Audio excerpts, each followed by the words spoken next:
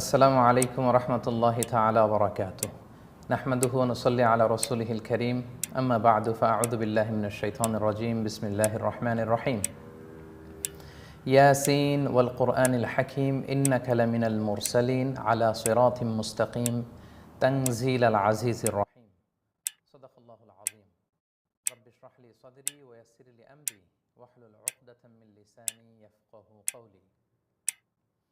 The heart of the কোরআন, কোরআনের হৃদয় শিরোনামে সূরা ইয়াসিনের উপর 4 পর্বের ধারাবাহিক কোরআনিক লাইভ সিরিজের প্রথম পর্বে আপনাদের সবাইকে স্বাগতম জানাচ্ছি। আহলান ওয়া সাহলান ওয়া মারহাবান বিকুম ফি হাযাল লিকা আত-তাইয়িব আল মুবারাক।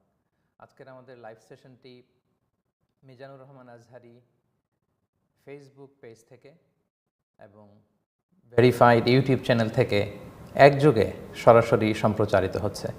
সম্মানিত সুধী, দেখতে দেখতে আমরা বছর ঘুরে নতুন একটি রমাদানে এসে উপনীত হয়েছি এবং আপনাদের মনে থাকবার কথা যে আমরা ধারাবাহিকভাবে মিজানুর রহমান আজহারি ভেরিফাইড ফেসবুক পেজটি থেকে গত 3 বছর যাবৎ আমরা এই কোরআনিক লাইভ সেশনটি পরিচালনা করে আসছি। গত বছর আমরা লাইট আপন লাইট শিরোনামে সূরা নূরের উপর, তার আগের বছর রিফ্লেকশন ফ্রম সূরা আল কাহাফ এবং তার আগের বছর রিফ্লেকশন ফ্রম সূরা ইউসুফের উপর আমরা ধারাবাহিক কোরআনিক লাইভ সিরিজ করেছি এবং তারই ধারাবাহিকতায় এবছর আমরা সূরাতু ইয়াসিন, যেটাকে কলবুল কোরআন বা কোরআনের হৃদয় বলা হয়, এই শিরোনামে দ্য হার্ট অফ দ্য কোরআন শিরোনামে সূরাতু ইয়াসিনের উপর আমরা 4টি পর্বে ধারাবাহিক কোরআনিক লাইভ সিরিজ করার পরিকল্পনা করেছি, যার প্রথম পর্বটি হচ্ছে আজকে। এবং পুরো রমাদানে প্রতি বৃহস্পতিবারে বাংলাদেশ সময় রাত 10টায় আমরা এই লাইভ সিরিজটি কন্ডাক্ট করব ইনশাআল্লাহ বিইذনিল্লাহ। যারা আপনারা যুক্ত হয়েছেন আপনাদেরকে শুভেচ্ছা জানিয়ে শুরু করছি এবং অনুরোধ করে রাখছি যে কোরআনের কথাগুলোকে গণমানুষের কাছে পৌঁছে দেওয়ার স্বার্থে আপনারা লাইভটি শেয়ার করবেন। সম্মানিত শুধু আমরা সূরা ইয়াসিন থেকে আজকে কথা শুনব। আমাদের অনেকেরই এই সূরাটি মুখস্থ এবং আমরা নানা সময়ে এই সূরাটি তেলাওয়াত করে থাকি। সূরাতু ইয়াসিন কালামুল্লাহ মাজিদের 20 এবং 22তম পারা, 2টি পারায় মিলিয়ে অবস্থিত এবং এই সূরাটি মাক্কি সূরা, অর্থাৎ সূরাটি মাক্কাতুল মুকাররমাতে নাজিল হয়েছে এবং কোরআনের সূরার যে ধারাক্রম, সে ধারাক্রম অনুসারে সূরাটি হচ্ছে 36 নম্বর সূরা। সূরা ইয়াসিনের আয়াত সংখ্যা হচ্ছে 83। সূরাতু ইয়াসিনের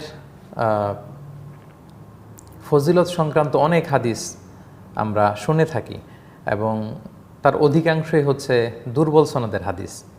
আমরা কয়েকটি হাদিস আপনাদের সাথে শেয়ার করতে চাই। কেবলমাত্র একটি হাদিস হাসান পর্যায়ের পাওয়া যায়, যেটি মাওকুফ হাদিস। সবচাইতে প্রসিদ্ধ যে হাদিসটি সুনানে তিরমিজিতে এসেছে, রাসূল সাল্লাল্লাহু আলাইহি ওয়াসাল্লাম বলেছেন যে ইন্না লিকুল্লি শাইইন কলবান ওয়া কলবুল কোরআন ইয়াসিন। প্রতিটি জিনিসের হৃদয় আছে আর কোরআনের হৃদয় হচ্ছে সূরা ইয়াসিন। ওমান ক্বারা ইয়াসিন কাতাবাল্লাহু লাহু বিকিরাআতিহা কিরাআতাল কোরআনি 10 মাররাতিন। যে ব্যক্তি একবার সূরা ইয়াসিন পড়বে 10 খতম কোরআন খতমের যে সওয়াব, সেটা আল্লাহ তাআলা তার আমলনামাতে দিবে। এটা সবচেয়ে প্রসিদ্ধ হাদিস সূরাতু ইয়াসিনের ফজিলতের ব্যাপারে, যে সব কিছুর হৃদয় আছে, কোরআনের হৃদয় হচ্ছে সূরা ইয়াসিন। সুনানে আবু দাউদের আরেকটি হাদিসে রাসূল সাল্লাল্লাহু আলাইহি ওয়াসাল্লাম বলেছেন যে ইকরাউ সূরাতা ইয়াসিন আলা মাউতাকুম।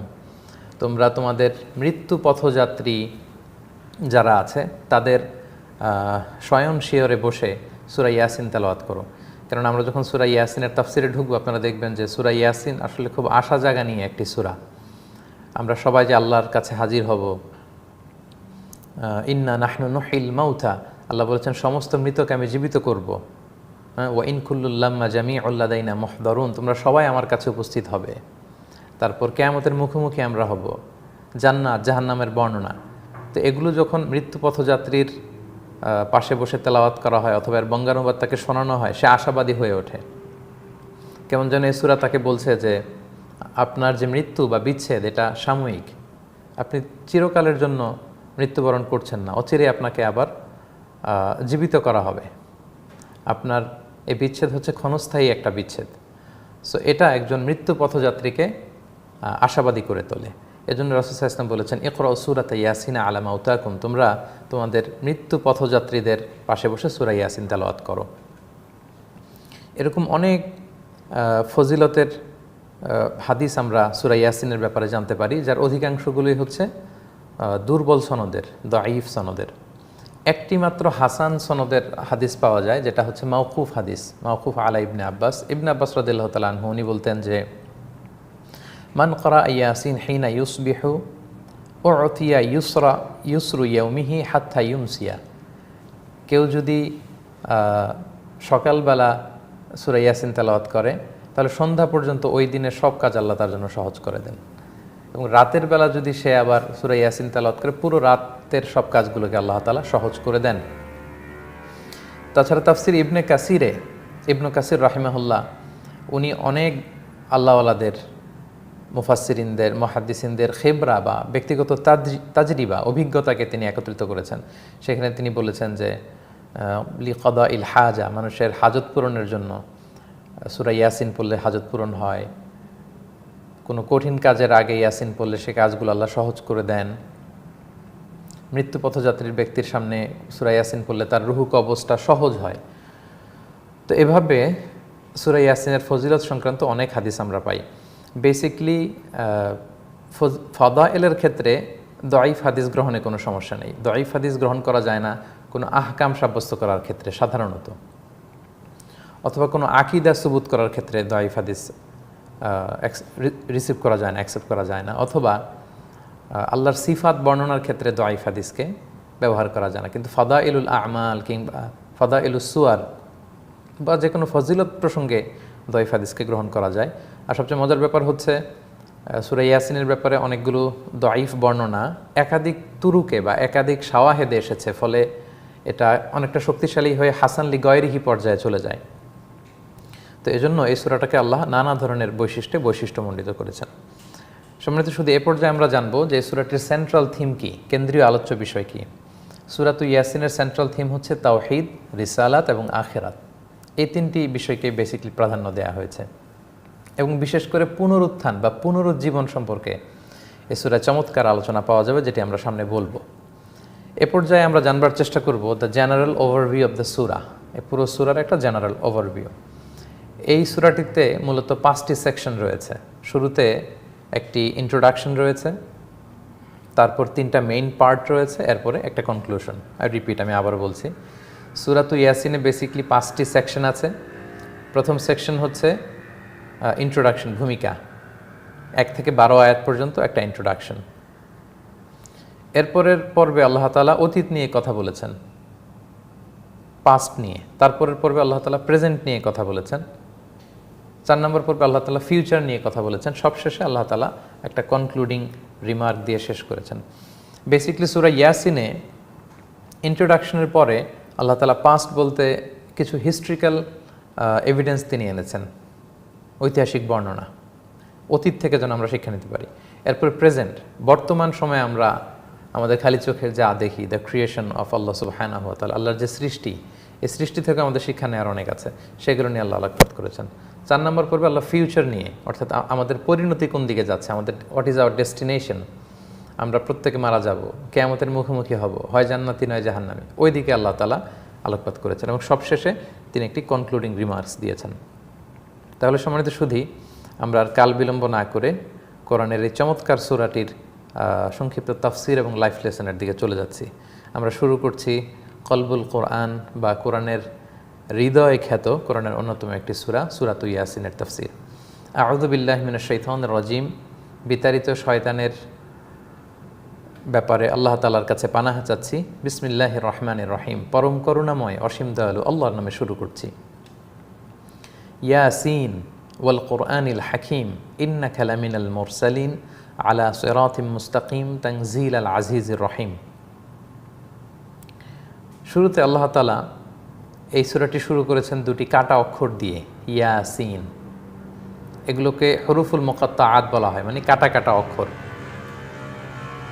কোরআনের অনেকগুলো সূরা আল্লাহ তাআলা এভাবে শুরু করেছেন। যেমন সূরা বাকারা শুরু করেছেন আলিফ লাম মিম বলে, তারপর সূরা আলে ইমরান শুরু করেছেন একইভাবে আলিফ লাম মিম বলে। সূরা তাহাতে আল্লাহ বলেছেন তাহা। সূরা ইব্রাহিমে আল্লাহ বলেছেন আলিফ লাম র। সূরা মারিয়ামে আল্লাহ তাআলা বলেছেন কাফ হা ইয়া আইন সাদ। তো আমরা দেখতে পাচ্ছি যে এই কাটা কাটা অক্ষর দিয়ে কখনো আল্লাহ তাআলা 2 অক্ষর দিয়ে কোনো সূরা তিনি শুরু করেছেন, কখনো 3 অক্ষর দিয়ে, কখনো 4 অক্ষর দিয়ে, এবং ম্যাক্সিমাম তিনি 5 অক্ষর দিয়েও শুরু করেছেন। কেন এটা শুরু করলেন? এই ব্যাপারটি আসলে আরবি ভাষায় একেবারেই অভিনব। রাসূল সাল্লাল্লাহু আলাইহি ওয়াসাল্লামের কাছে কোরআনের এই আয়াতগুলো নাজিল হওয়ার আগে আরবি ভাষাভাষী লোকেরা এই জাতীয় কোনো ব্যবহার তারা করেনি। এবং আপনারা জেনে থাকবেন যে রাসূল সাল্লাল্লাহু আলাইহি ওয়াসাল্লাম যখন মক্কাতে তিনি নবুয়ত প্রাপ্ত হলেন, সে সময়ে মক্কার লোকদের মধ্যে আরবি সাহিত্যের একেবারে হাইয়েস্ট লেভেলে আরবিক ল্যাঙ্গুয়েজ অ্যান্ড লিটারেচারে তারা পুরো দস্তুর পাণ্ডিত্য অর্জন করেছিল, এবং তাদের তখনকার সময়ের লেখা গদ্য পদ্য সাহিত্য কবিতাগুলো পড়ে এখনও মানুষ অবাক হয়ে যায় যে এত চমৎকার প্রাঞ্জল আরবি ভাষায় তারা লিখতে পারত, অর্থাৎ আরবি ভাষায় তারা ব্যুৎপত্তি অর্জন করেছিল।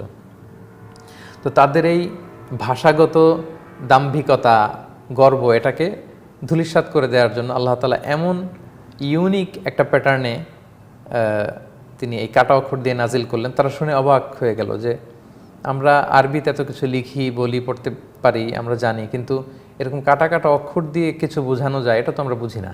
আল্লাহ তাআলা বোঝাতে চাইলেন যে তোমাদের দাম্ভিকতা, অহংকার এখানে আমি চূর্ণ বিচূর্ণ করে দিলাম।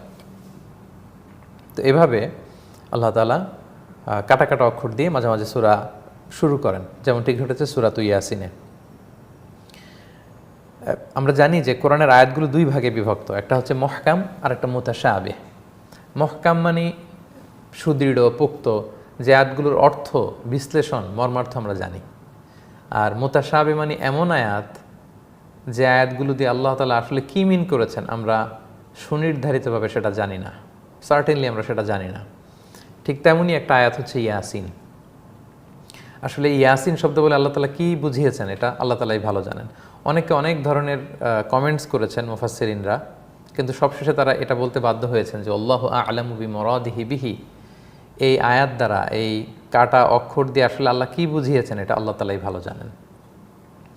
তো ইয়াসিনের মর্মার্থ কী হতে পারে? ইবনে আব্বাস রাদিয়াল্লাহু তাআলা আনহু বলেছেন, ইয়াসিন দ্বারা আল্লাহ বুঝিয়েছেন ইয়া ইনসান, ওহে মানুষ, এবং এই মানুষ দিয়ে তিনি মুহাম্মদ সাল্লাল্লাহু আলাইহি ওয়াসাল্লামকে বুঝিয়েছেন। কেউ কেউ বলেছেন যে ইয়াসিন হচ্ছে স্বয়ং আল্লাহর একটি নাম। কোনো মুফাসসির বলেছেন ইয়াসিন হচ্ছে কোরআন আল কারীমের একটি নাম, এবং কেউ কেউ বলেছেন ইয়াসিন শব্দটি এটি স্বয়ং খোদ বিষ্ণু ঈসা ইসলামের একটি নাম। আবার তাফসিরে বাগাবীতে এসেছে যে ইয়াসিন দ্বারা উদ্দেশ্য হচ্ছে ইয়া সাইয়্যিদ আল বাশার, হে মানব গোষ্ঠীর সর্দার, হে এন্টায়ার হিউম্যান বিং এর লিডার, অর্থাৎ মুহাম্মদ সাল্লাল্লাহু আলাইহি ওয়াসাল্লামকে উদ্দেশ্য করে আল্লাহ তাআলা এই 2টি অক্ষর দিয়ে একটি আয়াত নাজিল করে ডেডিকেট করেছেন। আল্লাহ শুরু করলেন ইয়াসিন, তারপর আল্লাহ তাআলা বললেন ওয়াল কুরআনিল হাকিম, বিজ্ঞানময়, প্রজ্ঞাময়, ফুল অফ উইজডম এমন কোরআন, সে কোরআনের শপথ। এবং মজার ব্যাপার হচ্ছে সম্মানিত সুধী, যখনই আল্লাহ তাআলা এরকম কাটা কাটা অক্ষর দিয়ে কোরআনের আয়াত নাজিল করেন, ঠিক তার পরপরই আল্লাহ তাআলা কোরআনের কোনো একটা ফিচার বর্ণনা করেন। যখনই আল্লাহ এরকম অক্ষর দিয়ে কোনো আয়াত নাজিল করবেন, কাটা কাটা অক্ষর দিয়ে, তারপরে পরের যে আয়াত, সাধারণত সে আয়াতে কোরআনের ফিচার বর্ণনা করা হয়েছে। যেমন সূরা বাকারাতে, সূরা আলে ইমরানে আল্লাহ তাআলা আলিফ লাম মিম দিয়ে শুরু করেছেন। দেখেন তার পরের আয়াতই যালিকাল কিতাবুল লা রাইবা ফি, এই কোরআন এমন কিতাব যেখানে কোনো সন্দেহ নেই। সূরা ইব্রাহিমে আলিফ লাম র, কিতাবুন আনজালনাহু ইলাইকা লিতুখরিজান নাস মিনাল যুলুমাতি ইলান নূর, হে নবী আমি এমন কিতাব আপনার কাছে নাজিল করেছি যেটা দিয়ে আপনি অন্ধকারাচ্ছন্ন মানুষগুলোকে আলোর দিকে নিতে পারেন। তাহলে এই কিতাব বা কোরআনের একটা ফিচার বর্ণনা করা হয়েছে। এবং তারই ধারাবাহিকতায় সূরা ইয়াসিনও একই ঘটনা ঘটেছে। ইয়াসিন 2টি কাটা অক্ষর দিয়ে আল্লাহ সূরা শুরু করলেন, পরই আল্লাহ কোরআনের ব্যাপারে বললেন যে ওয়াল কুরআনিল হাকিম, বিজ্ঞানময়, প্রজ্ঞাময় কোরআনের শপথ। আল্লাহ তাআলা এখানে কোরআনের শপথ করলেন। আল হাকিম শব্দটির 3টি অর্থ হতে পারে। প্রথমত আল হাকিম মানে হচ্ছে প্রজ্ঞাময়, ফুল অফ উইজডম, যু হিকমা, প্রজ্ঞায় সজ্জিত কোরআনের শপথ। কোরআনটা হচ্ছে ফুল অফ উইজডম। আবার হাকিম বিমানা হাকিমও হতে পারে। হাকিম মানে হচ্ছে জাজ, কোরআন জাজ করতে পারে, জাস্টিফাই করতে পারে, কোনটা সত্য মিথ্যা এটা কোরআন জাস্টিফাই করে দেয়, ডিফারেন্সিয়েট করে দেয়। কোরআন ভার্ডিক্ট জারি করতে পারে, it can order you, it can give you the orders, এটা আপনাকে ডুজ অ্যান্ড ডোন্টস বলে দিতে পারে, কি করতে হবে কি করা যাবে না। এরকম আদেশ জারি করতে পারে। কোরআনের সে মানে অথরিটেটিভ পাওয়ার রয়েছে। এজন্য হাকিম মানে বিমানা হাকিম, অর্থাৎ কোরআন ভার্ডিক জারি করতে পারে। হাকিমের আরেকটা অর্থ হচ্ছে বিমানা মহকাম, অর্থাৎ কোরআনের আয়াতগুলো একটার সাথে আরেকটা ইন্টারকানেক্টেড। কোরআনের কোনো আয়াত অন্য আয়াতের সাথে কোনো বৈপরীত্য পাওয়া যায় না, এখানে একরকম ওখানে আরেক রকম এমনটা পাওয়া যায় না, বরং well net, highly connected, perfectly connected.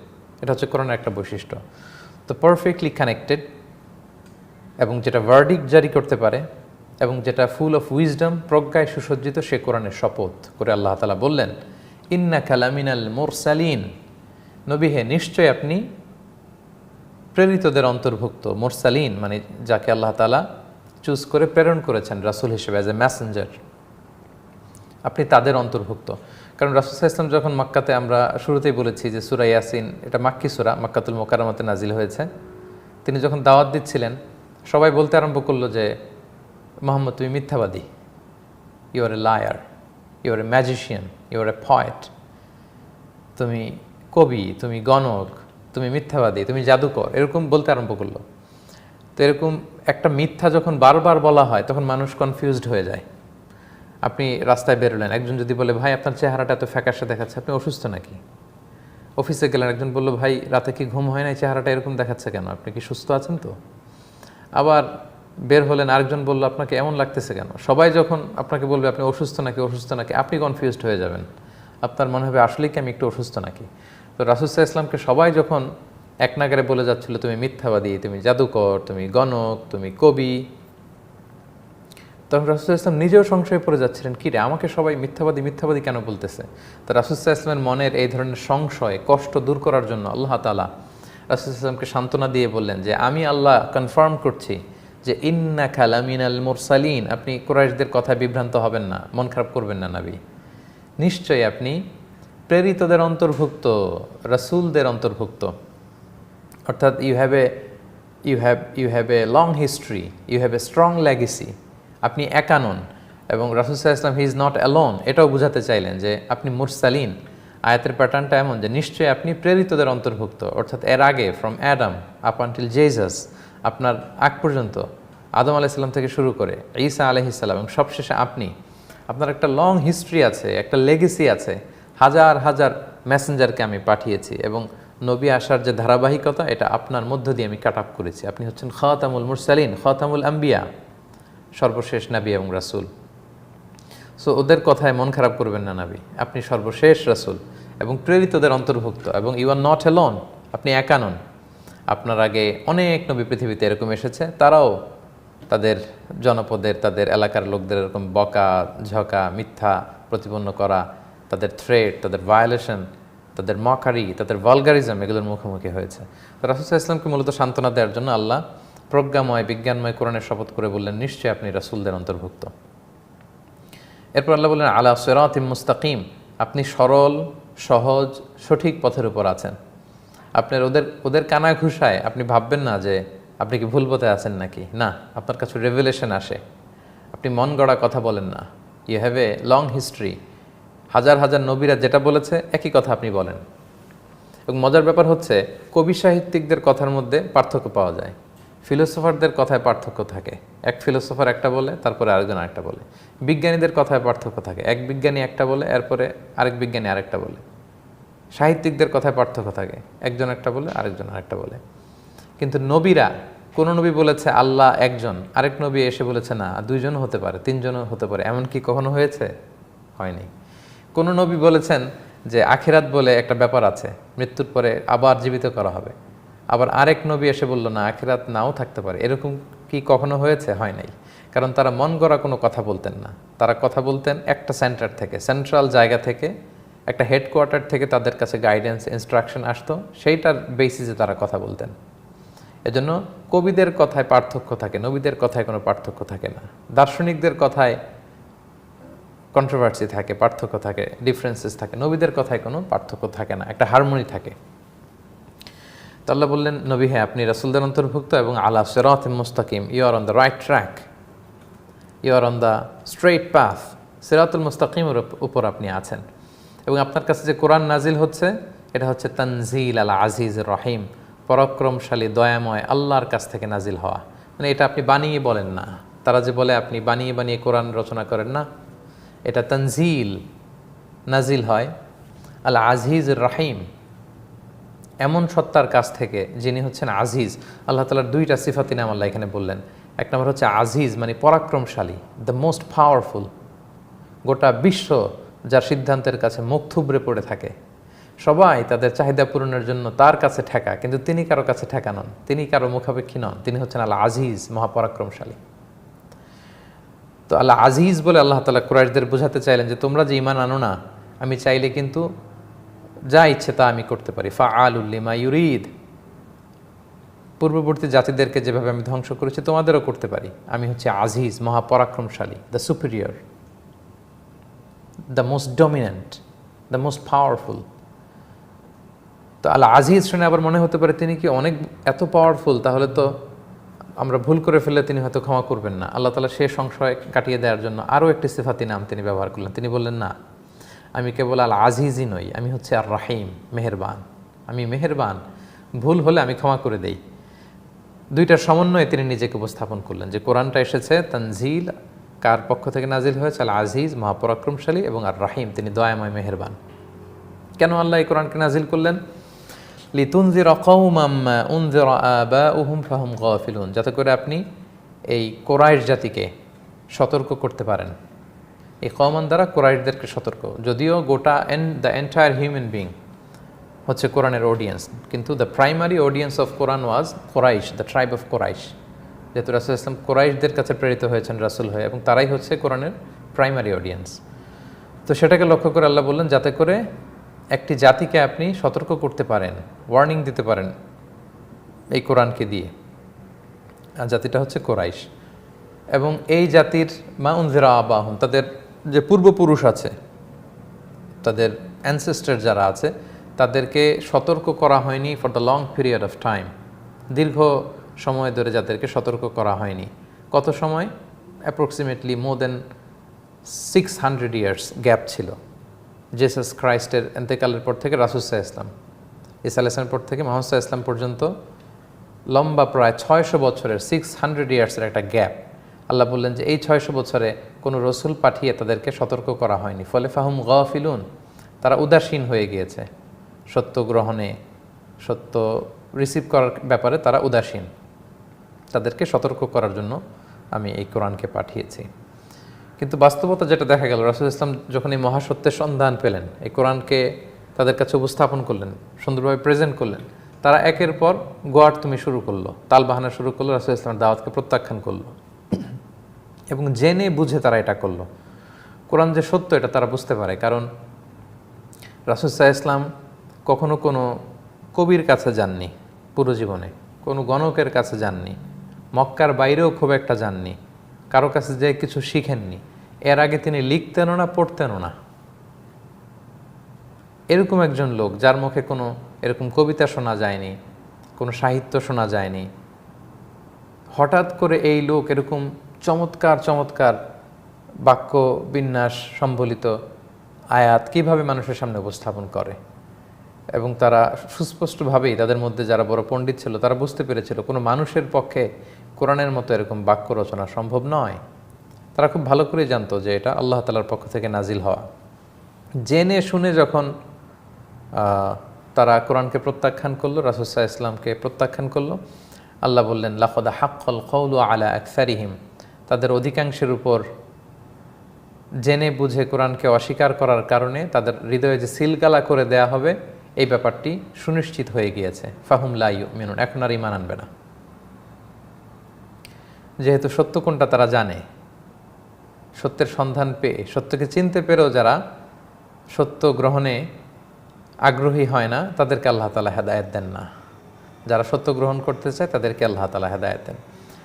তারা এতটা গোরামির পর্যায়ে গিয়েছিল, আল্লাহ তাআলা কুরাইশদের গোরামির একটা উপমা তার পরের আয়াতে দিলেন যে ইন্না জাআলনা ফি আ'নাকিহিম আগলালান, তাদের গলায় আমি অহংকার, জেদ, গোড়ামি এবং অহংকারের বেড়ি পরিয়ে দিয়েছি কুরাইশদের গলায়, কুরাইশের লোকদের গলায়।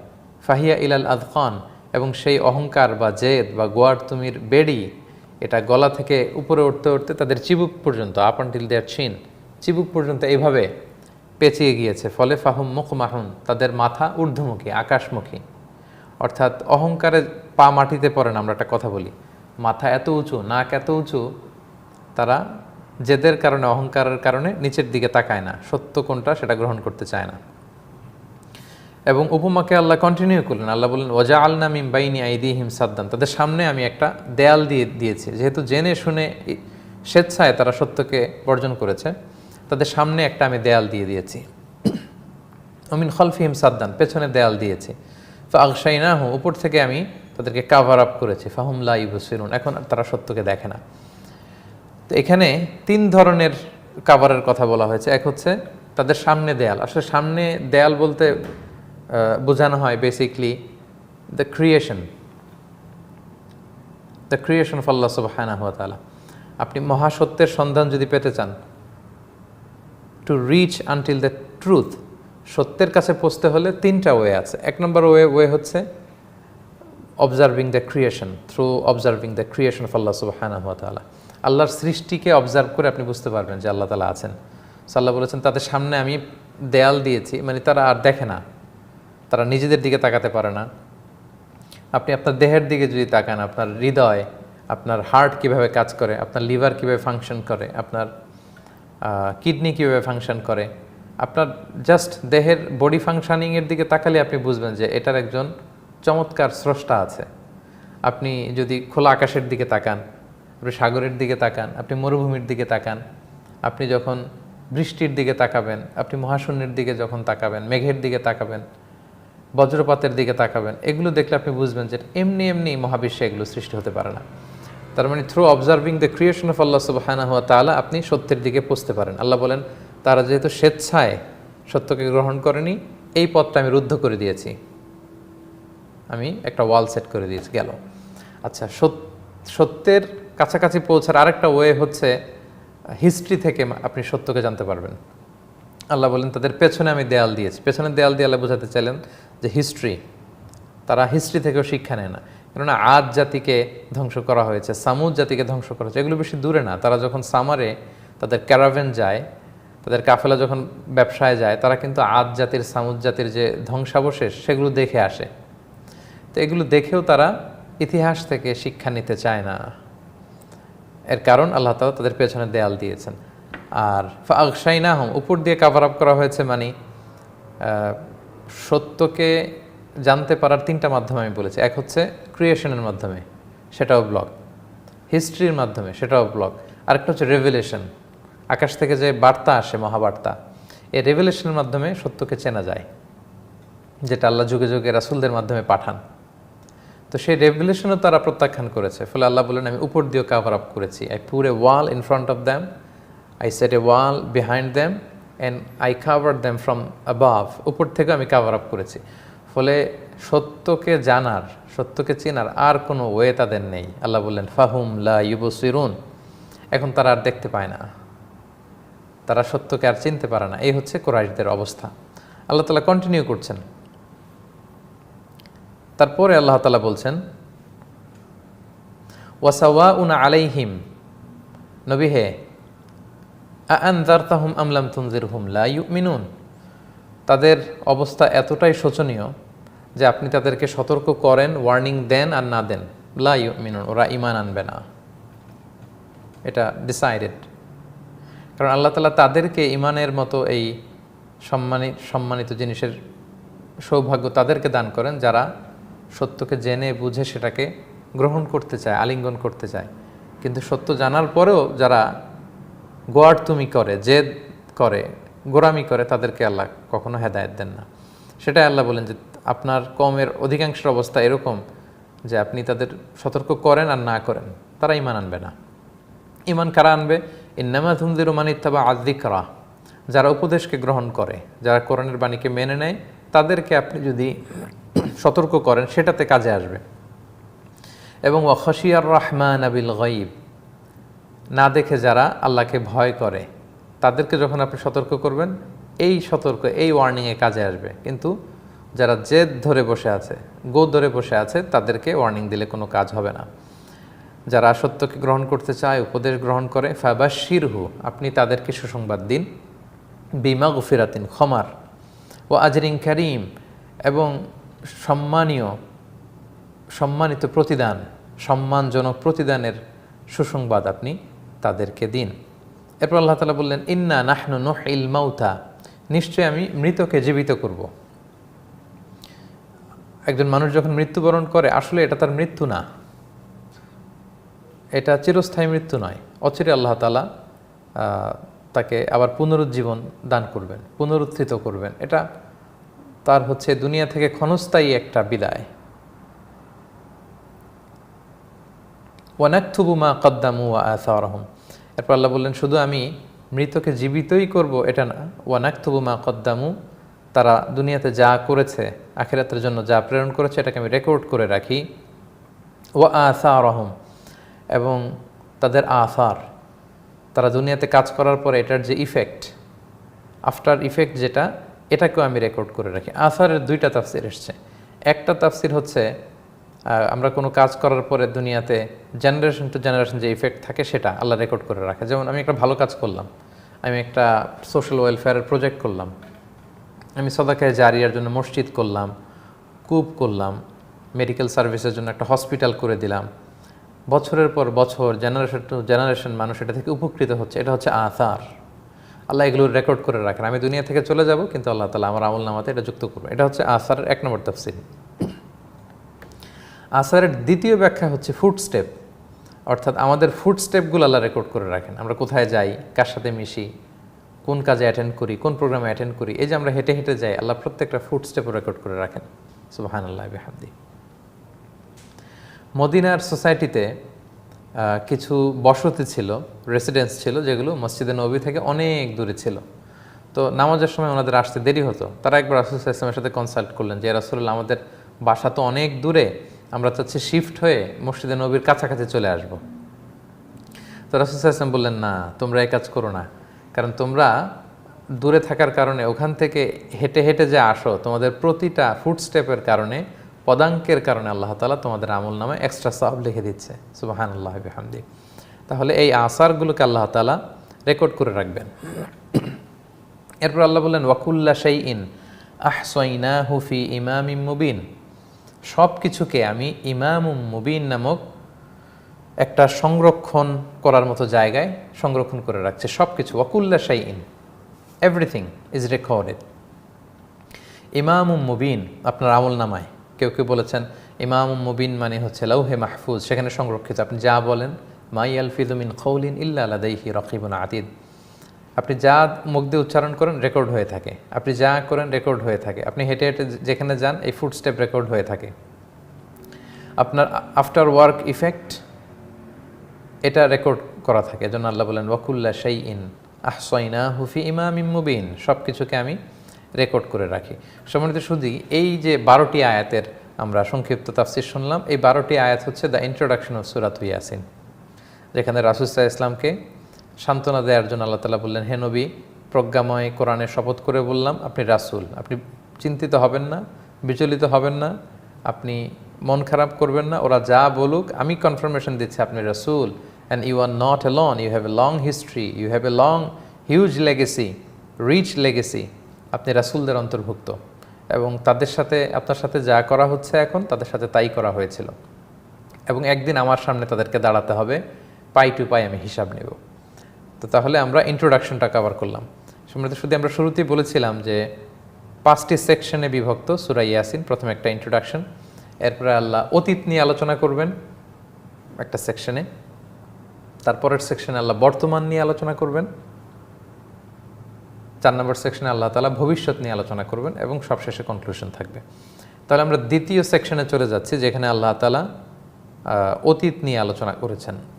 হিস্ট্রিক্যাল একটা ইনসিডেন্ট তিনি আমাদেরকে শোনাবেন। এবং কোরআনের একটা বৈশিষ্ট্য হচ্ছে, কোরআন প্রায়ই ঐতিহাসিক, এমনকি প্রাগৈতিহাসিক বিভিন্ন হিস্ট্রি, ঘটনা এনে আমাদেরকে হেদায়েতের রাস্তা দেখায়। কারণ ঘটনা মানুষের হৃদয়ে দাগ কাটে। এমনি নাসিহা, উপদেশ, এটা না মানুষ যত শুনতে চায়, মানুষকে যখন গল্প শোনানো হয়, মানুষকে যখন কোনো হিস্ট্রি শেয়ার করা হয়, এটা কিন্তু মানুষের হৃদয়ে দাগ কাটে, এটা ভেরি পাওয়ারফুল। তো আল্লাহ তাআলা একটা পাওয়ারফুল মেসেজ বা পাওয়ারফুল হিস্ট্রিক্যাল এভিডেন্স তিনি এখানে এনেছেন এবং তিনি বললেন যে নবী হে, আপনি কুরাইশদেরকে এই ঘটনাটা শোনান যে তারা তো আপনাকে মানতে চাইছে না। পূর্ববর্তী সময়ে একটা জাতির ঘটনা শোনান যারা নবীদের কথা শোনেনি, ফলে তাদের কি পরিণতি হয়েছিল এটা আপনি তাদেরকে শোনান। 13 নম্বর আয়াত থেকে আমরা দ্বিতীয় সেকশনে চলে যাই। আল্লাহ তাআলা বললেন ওয়াদরিব লাহুম মাসালান আসহাবাল ক্বরিয়া, অর্থাৎ হে নবী, আপনি কুরাইশদেরকে একটা জনপদের অধিবাসীদের ব্যাপারে দৃষ্টান্ত তাদেরকে দেন বা শোনান। তাদেরকে একটা জনপদের অধিবাসী ছিল, তাদের দৃষ্টান্ত দেন। ইয জাআহাল মুরসালুন, যেই জনপদের অধিবাসীদের কাছে রাসূলরা এসেছিল, যাদেরকে আমি রাসূল বানিয়ে, মেসেঞ্জার বানিয়ে, বাণীবাহক বানিয়ে পৃথিবীতে পাঠিয়েছি, তারা এসেছিল। যেমন আপনি এসেছেন মক্কায় কুরাইশদের কাছে, তারা আপনার দাওয়াতকে রিজেক্ট করছে। একটা জনপদের লোকদের কাছে আমি কিছু রাসূল পাঠিয়েছিলাম, একাধিক রাসূল। এখন কোন সে জনপদ, এটা আল্লাহ তাআলা স্পেসিফাই করেননি। মজার ব্যাপার হচ্ছে, কোরআনে আমাদের হেদায়েতের জন্য যা যা দরকার, যতটুকু দরকার আল্লাহ ঠিক ততটুকু বলেছেন এবং আমাদেরও উচিত অতটুকুতে ফোকাস দেয়া। আমরা অনেক সময় অপ্রয়োজনীয় বিষয়ে খুব বেশি ফোকাস দিতে শুরু করি। যেমন নূহ আলাইহিস সালামকে আল্লাহ তাআলা একটা নৌকা বানাতে বলেছেন, তিনি বানিয়েছিলেন এবং প্লাবন থেকে আল্লাহ তাআলা রক্ষা করেছিলেন। অনেকে প্রশ্ন করে, এই নৌকা কোন কাঠ দিয়ে তৈরি ছিল? সেগুন কাঠ দিয়ে না করাই কাঠ দিয়ে না ওই কাঠ দিয়ে? আসলে কোন কাঠ দিয়ে নূহ আলাইহিস সালাম এই নৌকা বানিয়েছিলেন এটা আমাদের হেদায়েতের জন্য জরুরি না, যদি না রাসূল সাল্লাল্লাহু আলাইহি ওয়াসাল্লাম বা আল্লাহ তাআলা আমাদেরকে না জানান। তো এখানেও আল্লাহ বললেন একটা আসহাবুল ক্বরিয়া, মানে পিপল অফ এ টাউন, একটা জনপদের অধিবাসীদের দৃষ্টান্ত আপনি দেন। কোন জনপদ আল্লাহ বলেননি, কিন্তু অনেক মুফাসসিররা বলেছেন গবেষণা করে যে এটা তুরস্কের আন্তাকিয়া জনপদ হতে পারে, যাদের কাছে আল্লাহ তাআলা রাসূল প্রেরণ করেছিলেন। আল্লাহ বলেন ইয আরসালনা ইলাইহিম ইসনাইন, সেখানে আমি 2 জন রাসূল প্রেরণ করেছিলাম। সাধারণত এক এলাকায় আল্লাহ 1 জন রাসূল প্রেরণ করেন, কিন্তু সেখানে আল্লাহ তাআলা 2 জন রাসূল প্রেরণ করেছিলেন। ফাকাযযাবুহুমা, তারা এই রাসূল 2 জনকে মিথ্যা প্রতিপন্ন করলো। 2 জনের কথা যখন শুনছে না, আল্লাহ বললেন ফাআযযাজনা বিসালিসিন, আমি 3 নম্বর রাসূল পাঠালাম রিএনফোর্সমেন্টের জন্য। 2 জনের সাথে আরও 1 জন রাসূল করে পাঠালাম। ফাকালু ইন্না ইলাইকুম মুরসালুন, তারা এসে বলল যে আমরা রাসূল হয়ে তোমাদের জনপদে আল্লাহর বাণীবাহক হয়ে প্রেরিত হয়েছি। সম্মানিত সুধী, এখানে একটু ব্যতিক্রম আমরা দেখতে পাচ্ছি। সাধারণত কোনো জনপদে আল্লাহ 1 জন রাসূল পাঠান, এখানে আল্লাহ শুরুতেই পাঠালেন 2 জন রাসূল। এই 2 জনের দাওয়াতে যখন কাজ হচ্ছে না, আল্লাহ রিএনফোর্সমেন্টের জন্য আরও 1 জন পাঠালেন। মোট হলো কয়জন? 3 জন। কিন্তু মজার ব্যাপার হচ্ছে তাদের 3 জনের কারো দাওয়াতে তারা গ্রহণ করেনি। তার মানে বোঝা গেল নবীরা কোলাবোরেশন করে কাজ করতেন। এই আয়াত থেকে বোঝা যায় একটা জনপদ 1 জন নবী পাঠালেই হতো, আল্লাহ না পাঠিয়ে পাঠালেন কয়জন? 2 জন। এই 2 জনকে যখন তারা প্রত্যাখ্যান করলো, আল্লাহ আরেকজন পাঠালেন। মোট তাহলে কয়জন রাসূল হলো? 3 জন। 3 জন bearing the same mission, having the same vision. এক মিশনের, এক ভিশনের কাজে 3 জন রাসূল এসেছেন। তার মানে নবীরা কোলাবোরেট করে কাজ করতো। তো এটার এই আয়াত থেকে আমাদের এটা শিক্ষা যে আমাদেরকে কোলাবোরেশনে কাজ করতে হবে, একে অপরকে বন্ধু মনে করতে হবে। আমরা যদি বর্তমানে দায়ীদের দিকে তাকাই, দায়ীদের মধ্যে দেখা যায় যে নানা ধরনের বিচ্ছিন্নতা দেখা যায়, বরং ছোট্টখাটো জিনিস নিয়ে একে অপরের বিরুদ্ধে আমরা কথা বলতে শুরু করি। আমাদের নিজেদের মধ্যে কোলাবোরেশন নেই, একসাথে কাজ করার মন মানসিকতা নেই, এক টেবিলে বসে আলাপচারিতার কোনো মেন্টালিটি, অ্যাটিটিউড নেই। এটা কিন্তু কোরআনের আয়াত থেকে বোঝা যাচ্ছে, সুস্পষ্ট কোরআনের যে অ্যাপ্রোচ এটার বিরোধী। এক এলাকার লোকদের হেদায়েতের জন্য আল্লাহ 2 জন রাসূল পাঠালেন। এখানে কে প্রধান, কে সেকেন্ডারি, এটা কোনো বিষয় না। আমরা আলোচনা করতে গেলেও দেখা যায় একজন প্রধান, তারপরে মধ্যম, তারপরে অনেক ধরনের ক্লারিফিকেশন আমরা করি। কে বড় হুজুর, কে মেজো হুজুর, কে ছোট হুজুর, কে বড় বক্তা, কে ছোট বক্তা। তো এই আয়াত থেকে বোঝা যায় যে না, we have the same mission, হ্যাঁ, we belong the same vision. আমাদের একই কাজ, একই মিশন। তাহলে এত বিচ্ছেদ কেন, এত ভিন্নতা কেন, এত দ্বন্দ্ব কেন, এত কন্ট্রোভার্সি কেন? তিনজন রাসূল মিলে এক মিশন নিয়ে তাওহীদ, রিসালাত, আখিরাতের দাওয়া নিয়ে ওনারা গিয়েছেন এবং একে অপরের সাথে কোলাবোরেশন করে কাজ করেছেন। সো আমরা যারা দুআত ইলাল্লাহ, দাঈ আছি, আমাদের মধ্যেও যেন কোলাবোরেশন থাকে এবং আমরা যেন একে অপরকে হিংসা না করি। বরং কোনো দায়ী যদি সুন্দর কাজ করে, ভালো কাজ করে, আমাকে মনে করতে হবে যে এই দায়িত্বটা তো আমার ছিল, তো আমার ভাই করেছে মানে সে আমার দায়িত্বই পালন করে আমার কাজকে তো হালকা করে দিল, সহজ করে দিল, সে আমার কাজই করছে। তো তার জন্য দোয়া করা উচিত এবং নিজেদের মধ্যে কোলাবোরেশন থাকা উচিত। তাহলে সম্মানিত সুধী, সেই জনপদে তিনজন রাসূল আসলেন, তারা তিনজনকেই মিথ্যা প্রতিপন্ন করলো এবং তারা বলল, নবীরা বলল যে ইন্না ইলাইকুম মুরসালুন, আমরা তোমাদের কাছে রাসূল হয়ে এসেছি। এর রেসপন্সে জনপদের লোকেরা কি বলল? ক্বালু মা আনতুম ইল্লা বাশারুম মিসলুনা, তোমরা তো আমাদের মতোই মানুষ, তোমরা আবার রাসূল হও কি করে? যুগে যুগে যত রাসূল এসেছিল তারা যখন দাওয়াত দিয়েছিল এলাকার লোকেরা মানত না। তারা বলতো আমরা খাই, তোমরাও খাও, আমরা বাজারে যাই, তোমরাও যাও, আমরা বিয়ে করি, তোমরাও বিয়ে করো, আমাদের সন্তান হয়, তোমাদেরও সন্তান হয়। সো আমাদের থেকে তোমাদের তো আলাদা ইউনিকনেস কিছু নেই, তোমরা কিভাবে রাসূল হও, কিভাবে তোমাদের শ্রেষ্ঠত্ব হয়? এরকম তালবাহানা তারা কিন্তু করতো। ইভেন রাসূল সাল্লাল্লাহু আলাইহি ওয়াসাল্লামকেও কুরাইশরা একই কথা বলেছিল, মা লি হাযা রাসূলি ইয়াকুলু তুআম ওয়া ইয়ামশি ফিল আসওয়াক, এটা কেমন রাসূল, আমাদের সাথে বাজারে ঘোরাফেরা করে, আমাদের মতো ফল খায়, পানি খায়, খেজুর খায়, দুধ খায়। তারা চাচ্ছিল যে কোরআন যদি উপর থেকে আসে তাহলে ফেরেশতা কেন কোরআন নিয়ে আসে না? কিন্তু কোনো ফেরেশতা যদি কোরআন নিয়ে আসতো তখন আবার তারা বলতো যে ফেরেশতা তো আমাদের মতো না, আমাদের সুখ দুঃখ তো ফেরেশতা বুঝবে না, তারা তো অন্যভাবে সৃষ্টি, আমাদের যে চাহিদা, ডিমান্ড, রিপু, ডিজায়ার, প্রবৃত্তি, এই প্রবৃত্তি তো ফেরেশতাদের নেই। আমাদের ক্ষুধা লাগে, আমাদের যৌন চাহিদা আছে, আমাদের প্রবৃত্তি আছে, তো ফেরেশতাদের তো এটা নেই। তো ফেরেশতারা আমাদের রসুল হবে কিভাবে? তারা তো আমাদের দুঃখ কষ্ট বুঝবে না, ফেরেশতা আসলে তারা এটা বলতো। তো ওই জনপদের লোকদেরও ঠিক একই রেসপন্স ছিল। তারা বলল যে মা আনতুম ইল্লা বাশারুম মিসলুনা, তোমরা তো আমাদের মতোই মানুষ। ওমা আনজালার রহমানু মিন শাই, আল্লাহ কিছু নাজিল টাজিল করে নাই। ইন আনতুম ইল্লা তাকদিবুন, তোমরা এগুলো বানিয়ে বলতেছো, বানোয়াট, তিনজনই তোমরা মিথ্যাবাদী, মানে কমপ্লিট রিজেকশন। তারা রিজেক্ট করলো, প্রত্যাখ্যান করলো দাওয়াতকে। তারপর নবীরা কি বলল? ক্বালু রব্বুনা ইয়ালামু ইন্না ইলাইকুম লামুরসালুন, তারা বলল যে আমাদের রব ভালো করেই জানে, তোমরা না মানতে পারো, তোমরা আমাদেরকে মিথ্যাবাদী বলতে পারো, তবে জেনে রাখো আল্লাহ তাআলা ভালো করেই জানে যে আমরা রসুল হয়ে তোমাদের কাছে এসেছি। আর ওয়ামা আলাইনা ইল্লাল বালাগুল মুবিন, আর আমাদের দায়িত্ব হচ্ছে কেবল পৌঁছে দেয়া, ক্লিয়ার কমিউনিকেশন। আল বালাগ আল মুবিন মানে হচ্ছে ক্লিয়ার কমিউনিকেশন। আল বালাগ শব্দটা হচ্ছে এমন একটা গুণ, যখন কেউ কোনো কথা বলবে, এই কথা যখন যে মানুষের হার্টে টাচ করে, হৃদয়ে যে টাচ করে, এটাকে বলে আল বালাগ। এবং নবীরা এভাবে কথা বলতেন এবং কোরআনের বাণীটাও এরকম। কেউ যদি সত্য গ্রহণের মানসিকতা নিয়ে কোরআন শোনে, পড়ে, বুঝতে চায়, গবেষণা করে, কোরআন যে তার হৃদয়ে টাচ করবে। এবং সব নবীরা এই কথাটা বলেছেন যে ওমা আলাইনা ইল্লাল বালাগ ও আলাল্লাহিল হিসাব, আমাদের কাজ পৌঁছে দেওয়া, এর চেয়ে বেশি কিছু না। রাসূল সাল্লাল্লাহু আলাইহি ওয়াসাল্লাম যখন খুব বেশি চাইতেন যে কেন ওরা ঈমান আনে না, অনেক সময় একটু জোর করতে চাইতেন, তখন আল্লাহ বলেছেন যে লাস্তা আলাইহিম বিমুসাইতির, নবী আমি তো আপনাকে দারোগা বানিয়ে পাঠাই নাই, কনস্টেবল বানিয়ে পাঠাই নাই, গোয়েন্দা বানিয়ে পাঠাই নাই।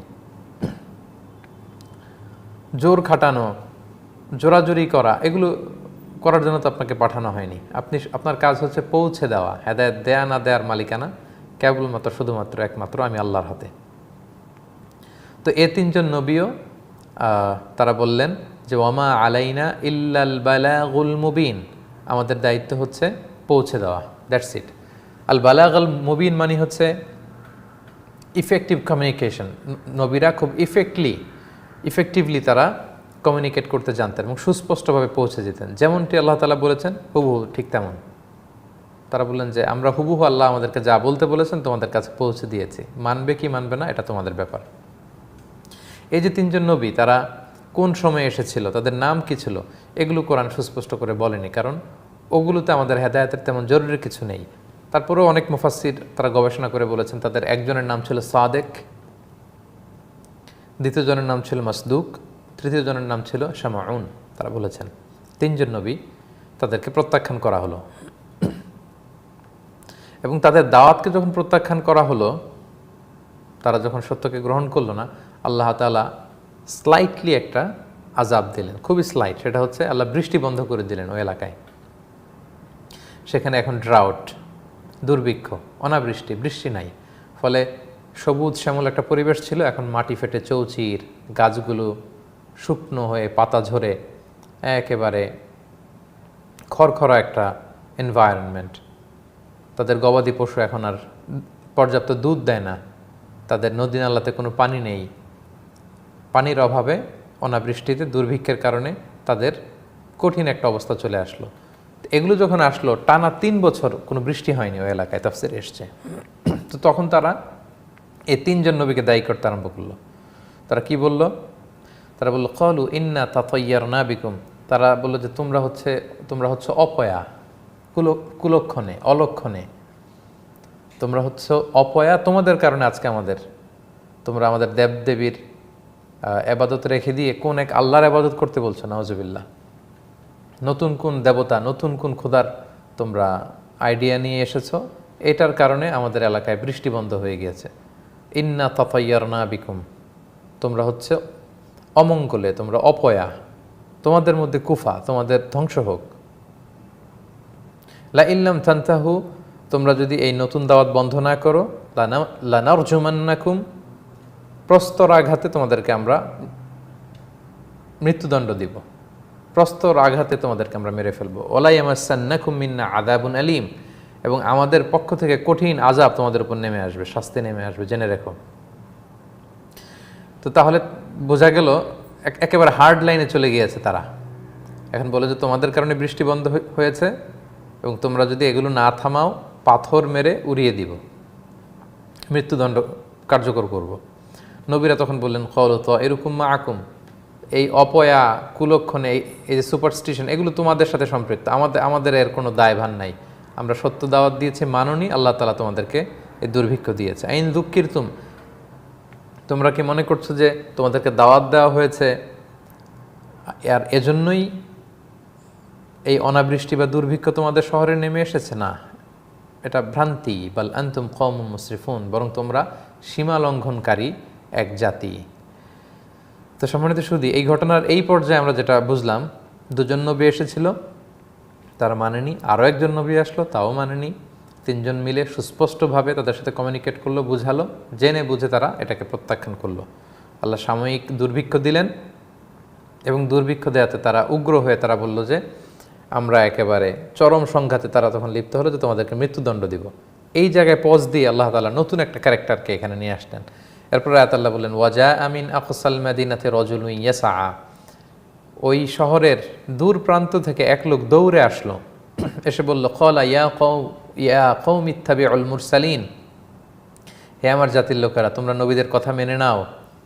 ইত্তাবিউ মান লা ইয়াসআলুকুম আজরা ওয়া হুম মুহতাদুন, এমন নবীদের কথা মানো যারা তোমাদের কাছে দাওয়াত দেওয়ার বিনিময়ে কোনো প্রতিদান কামনা করে না। ওয়া হুম মুহতাদুন, এবং তারা হেদায়েতপ্রাপ্ত।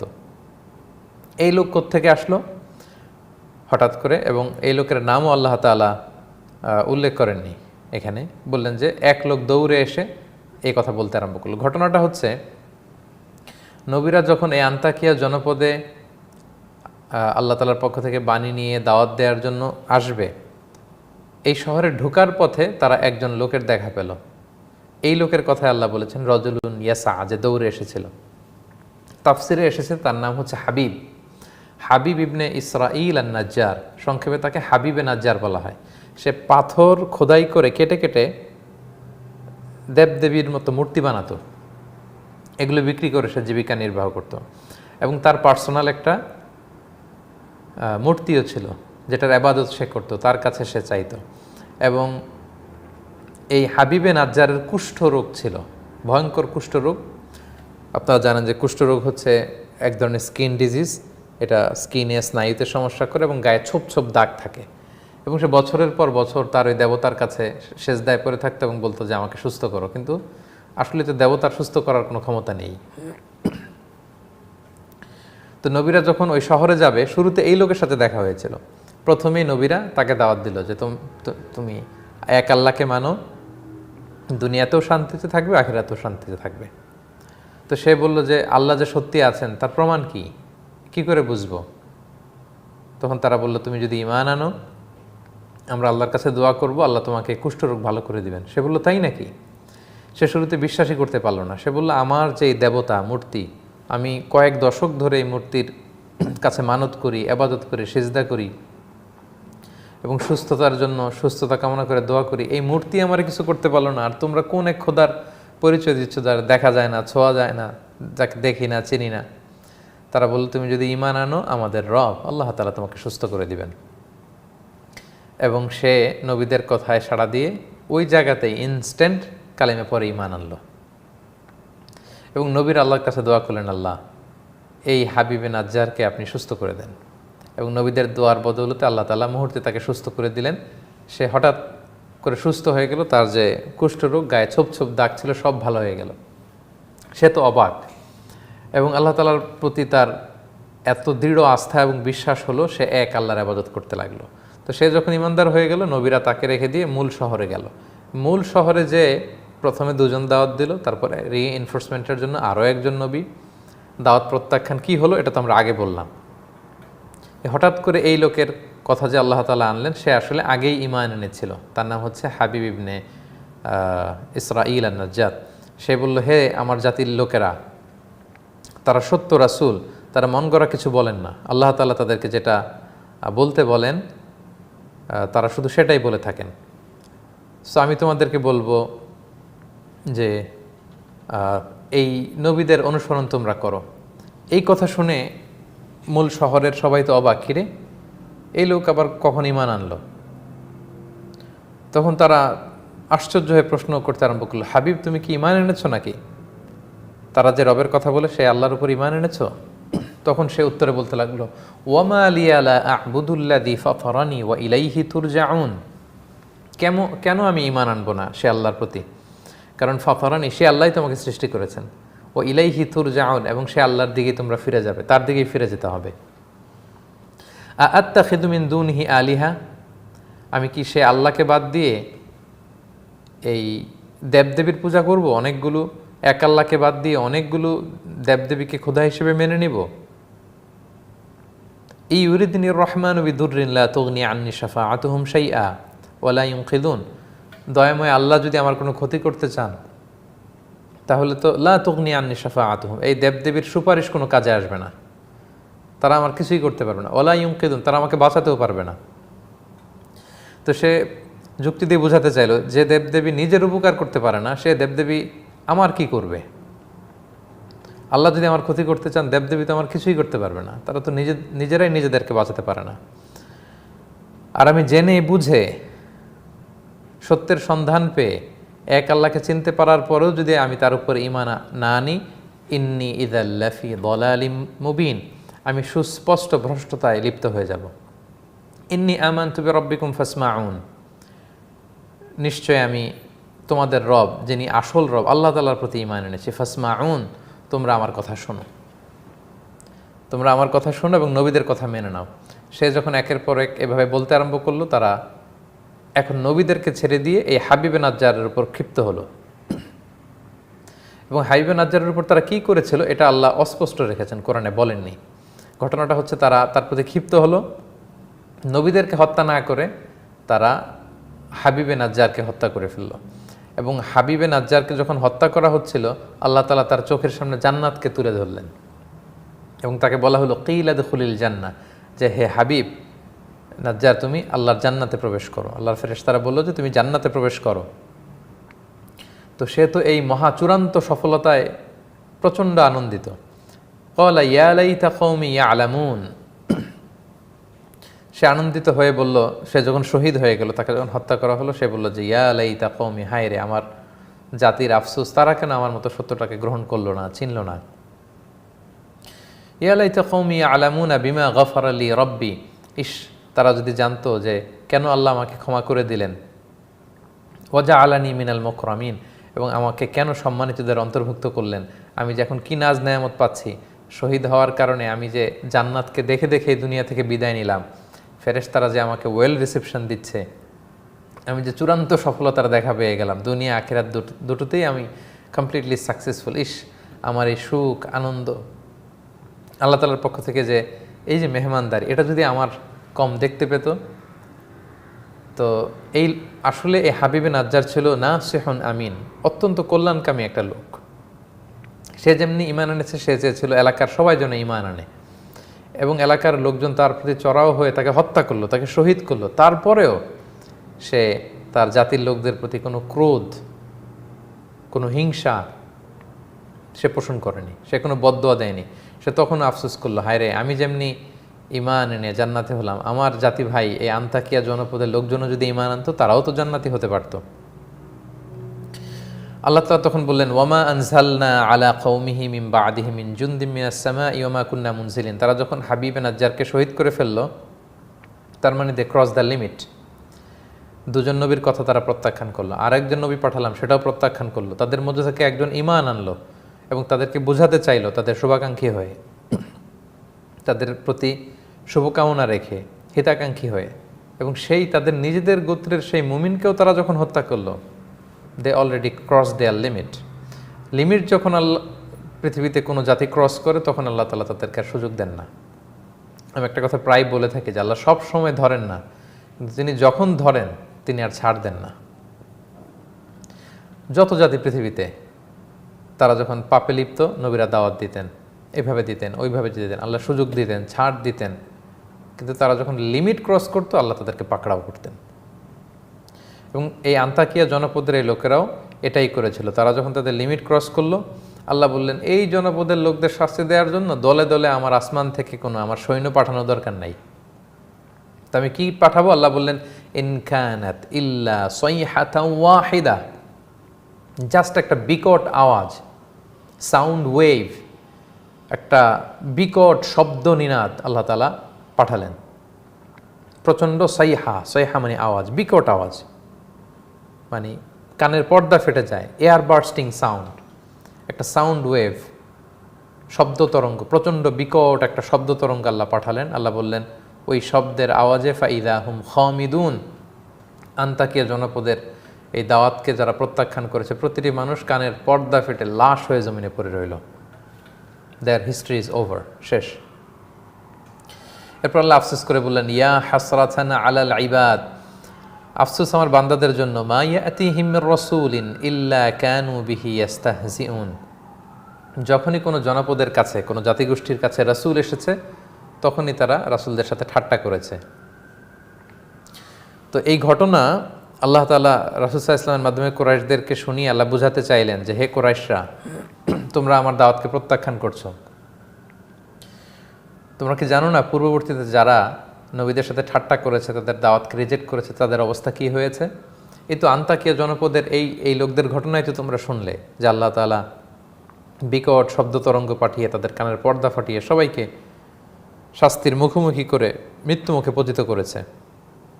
এজন্য আল্লাহ তাআলা তাদেরকে বললেন যে, আলাম ইয়ারাও, কুরাইশরা কি দেখে না, কাম আহলাকনা ক্বাবলাহুম মিনাল কুরুন, এর আগে এরকম কত জাতি ধ্বংস করেছি। নূহের কওমকে ধ্বংস করেছি, আদ জাতিকে ধ্বংস করেছি, সামুদকে ধ্বংস করেছি, লূত আলাইহিস সালামের কওমকে ধ্বংস করেছি, আন্তাকিয়ার এই জনপদের লোকদেরকে অবাধ্যতার কারণে আমি ধ্বংস করেছি। আন্নাহুম ইলাইহিম লা ইয়ারজিউন, তারা আর কখনো তাদের দিকে ফিরে আসবে না। দেয়ার হিস্ট্রি ইজ ওভার। ওয়া ইন কুল্লুল লাম্মা জামিউল লাদাইনা মুহদারুন, এবং তাদের প্রত্যেককেই আমি আল্লাহর কাছে কিন্তু হাজির হতে হবে। কোরআনের একটা বৈশিষ্ট্য হচ্ছে, কোরআন নানাভাবে ঘুরিয়ে ফিরিয়ে ঘটনাকে বর্ণনা করে, যাতে করে মানুষ উপদেশ গ্রহণ করে এবং কোনো এক্সকিউজ যেন দাঁড় করাতে না পারে। এবং পৃথিবীতে কেউ কোনো দিন আল্লাহর কাছে যে এক্সকিউজ করতে পারবে না যে, আল্লাহ সত্য তো আমি বুঝি নাই, আল্লাহ কোনটা সত্য আমি তো চিনি নাই, সত্য তো আমার কাছে পৌঁছে নাই, আল্লাহ আমি বুঝতে পারি নাই। না, আপনি সত্য চিনার, বোঝার অনেক সুযোগ আপনি পাবেন, অনেকগুলো অপশন পাবেন। You will have a lot of chances in your life, অনেক চান্স আপনি পাবেন। এগুলো পেয়েও যখন আপনি গ্রহণ করবেন না, তখনই আল্লাহ তাআলা আপনাকে পাকড়াও করবে। সম্মানিত সুধী, এই 32 নম্বর আয়াত পর্যন্ত আল্লাহ তাআলা হিস্ট্রিক্যাল একটা এভিডেন্স এনে কুরাইশদেরকে বোঝাতে চাইলেন যে রাসূল সাল্লাল্লাহু আলাইহি ওয়াসাল্লাম যে দাওয়াত দিচ্ছে এটা মহাসত্য, এই মহাসত্যকে তোমরা মেনে নাও। আমরা বলেছিলাম যে সূরা ইয়াসিনের প্রথম 12 আয়াতে একটা ইন্ট্রোডাকশন আল্লাহ দিলেন, তারপরে আল্লাহ তাআলা অতীত নিয়ে আলোচনা করে মানুষকে হেদায়েতের রাস্তা দেখাতে চাইলেন। যে আমরা অতীতের একটা তুরস্কের আন্তাকিয়া জনপদের ঘটনা শুনলাম, তার পরের পর্বে আল্লাহ তাআলা, যেটা আমরা নেক্সট পর্বে আলোচনা করব, আল্লাহ তাআলা বর্তমান নিয়ে, অর্থাৎ আপনার চারিপাশে আপনি আল্লাহ তাআলার সৃষ্টি, নিখুঁত সৃষ্টি, মহাবিশ্বের যেই নিখুঁত সৃষ্টি, এই শৃঙ্খলা কিভাবে এগুলো চলে, এগুলো দিয়ে ঘুরিয়ে ফিরিয়ে নানা মিসাল দিয়ে, উপমা দিয়ে, উদাহরণ দিয়ে, এক্সাম্পল এনে এনে আল্লাহ তাআলা আমাদেরকে বোঝাতে চাইবেন। তারপরে আমাদের ডেস্টিনেশন, আমাদের পরিণতি কোন দিকে, আমরা যে কিয়ামতের মুখোমুখি হব, আমরা যে আল্লাহর সামনে দাঁড়াবো বিচারের মুখোমুখি, জান্নাত কিংবা জাহান্নাম, সেই ভবিষ্যতের দিকে যাবেন। তার মানে অতীত দিয়ে আল্লাহ আমাদেরকে শিক্ষা দিতে চাচ্ছেন, বর্তমান থেকে আমরা যেন শিক্ষা নিই সেটা আল্লাহ আমাদের সামনে উপস্থাপন করেছেন, এবং ভবিষ্যতে আমরা কোথায় যাব সেই পরিণতির কথা আমাদের চোখে আঙ্গুল দিয়ে আল্লাহ দেখাবেন, এবং সবশেষে একটা কনক্লুডিং রিমার্কস দিয়ে আল্লাহ তাআলা সূরা ইয়াসিন শেষ করবেন। সম্মানিত শুধু আজকে আমরা দ্য হার্ট অফ কোরআন বা কোরআনের হৃদয় শিরোনামের ধারাবাহিক কোরআনিক লাইফ সিরিজের প্রথম পর্বে এই 32 সূরা ইয়াসিনের 1 নম্বর আয়াত থেকে 32তম আয়াত পর্যন্ত আমরা কভার করলাম, এবং আশা করছি যে আপনারা শুরু থেকে শেষ পর্যন্ত আমাদের সাথে ছিলেন এবং এই লাইভ সেশনটি থেকে আপনারা উপকৃত হয়েছেন। এবং আপনাদেরকে অনুরোধ করে রাখবো যে কোরআনের মানুষকে, কোরআনের বার্তাকে মানুষের কাছে, গণমানুষের কাছে পৌঁছে দেওয়ার জন্য আপনারা এই লাইভটি শেয়ার করবেন। এবং যেহেতু এটি কোরআন নাজিলের মাস, আল্লাহ তাআলা বলেছেন শাহরু রমাদান আল্লাযী উনজিলা ফীহিল কুরআন, রমাদান এমন মাস যে মাসে কোরআন নাজিল হয়েছে। আসুন আমাদের দীর্ঘদিন ধরে হৃদয়ে জং ধরে যাওয়া যে তালা, সে তালাকে খুলবার জন্য আমরা এই রমাদানে কোরআনের সাথে সময় কাটাই, কোরআনের সাথে আমাদের অ্যাটাচমেন্টকে আরও বাড়াই, কোরআনের সাথে আমাদের সম্পর্ককে আরও মজবুত করি। আল্লাহ তাআলা আমাদের সবাইকে কথাগুলো বোঝার ও আমল করার তৌফিক দান করুক, আমাদের রমাদানকে করে তুলুক কোরআনময় রমাদান। হাযা মা ইনদি ওয়াল ইলমু ইনদাল্লাহ আলাইহি তাওয়াক্কালতু ওয়া ইলাইহি উনীব। আমাদের কোরআনিক লাইফ সিরিজের দ্য হার্ট অফ দ্য কোরআন বা কোরআনের হৃদয় শিরোনামে সূরা ইয়াসিনের উপর এই 4 পর্বের ধারাবাহিক লাইভের দ্বিতীয় পর্ব দেখবার আগাম আমন্ত্রণ জানিয়ে আমরা এখানে শেষ করছি। আসসালামু আলাইকুম ওয়া রাহমাতুল্লাহি তাআলা ওয়া বারাকাতুহু।